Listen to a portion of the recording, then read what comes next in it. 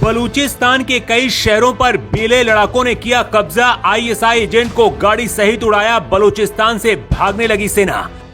आजादी का ऐलान करने के बाद बलूचिस्तान ने भेजी प्रधानमंत्री मोदी को चिट्ठी। शहबाज के बड़े अफसर को उतारा मौत के घाट। क्या तालिबान की तरह पूरे पाकिस्तान में कब्जा कर सकती है बलूच आर्मी? मोदी के दिमाग में क्या चल रहा जिसे नहीं समझ पाया पाकिस्तान? भारत ने जब पाकिस्तान पर हमला किया उस दौरान बलूचिस्तान को लगा था कि यही सही मौका है गर्म लोहे पर चोट करने का, और बलूचिस्तान ने अपने आप को आजाद देश घोषित कर दिया। बलूचिस्तान ने यूएन और भारत से मांग की थी कि उन्हें अलग देश की मान्यता दी जाए।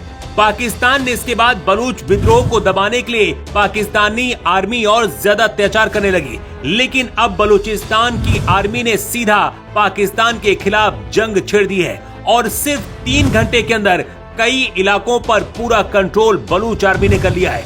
इतना ही नहीं, पाकिस्तानी प्रधानमंत्री शहबाज शरीफ के एक सबसे खास अफसर को भी बलूचिस्तान ने मार गिराया है। बाबुल मोहम्मद हसनी पाकिस्तानी सेना और उसकी खुफिया एजेंसियों का एक प्रमुख एजेंट था, जिसे गाड़ी सहित बलूच आर्मी ने उड़ा दिया है। बलूच नेता ताराचंद ने दिल्ली में प्रधानमंत्री कार्यालय को मोदी के नाम चिट्ठी भेजी है।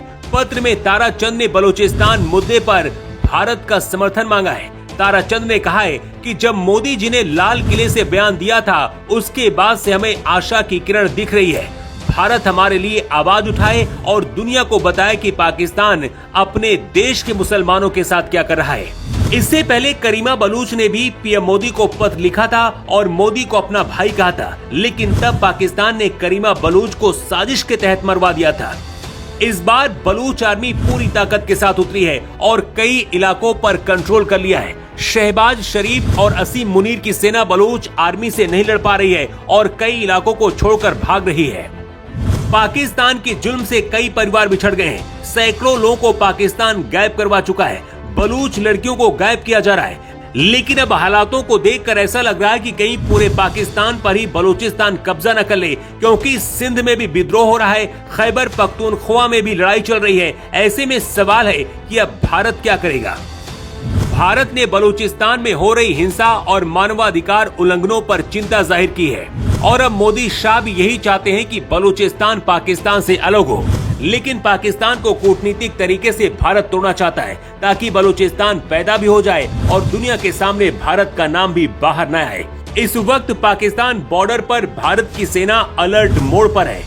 अरब सागर में जल सेना भी पाकिस्तान के कराची को टारगेट पर लेकर खड़ी है। भारत के अंदर भी ये मांग उठ रही है कि जिस तरह से पाकिस्तान भारत में आतंक फैला रहा है, भारत को भी बलूचिस्तान का समर्थन करके बदला ले लेना चाहिए। बलूचिस्तान की हालत देखकर अब यूएन भी दखल दे सकता है और पाकिस्तान से अलग बलूचिस्तान को मान्यता दे सकता है। बताया जा रहा है कि बलूच बस्तियों पर रात में पाकिस्तानी सेना छापे मार रही है और किसी को भी घरों से उठा ले जा रही है। जासूसी के नाम पर किसी को भी सेना मार दे रही है और कुछ लोगों को जेलों में डाल दे रही है। यही वजह कि अब बलूच आर्मी ने खुलकर करो या मरो वाली लड़ाई शुरू कर दी है और बलूचिस्तान के शोराब शहर पर बीएलए लड़ाकों ने पूरी तरह से कब्जा कर लिया है। अंदर खाने से ये भी खबर आ रही है कि सेना कभी भी अब पाकिस्तान में तख्ता पलट कर सकती है और असीम मुनीर राष्ट्रपति बनने की तैयारी कर रहे हैं। पाकिस्तान के इतिहास में आज तक कोई भी प्रधानमंत्री 5 साल तक प्रधानमंत्री नहीं बना है।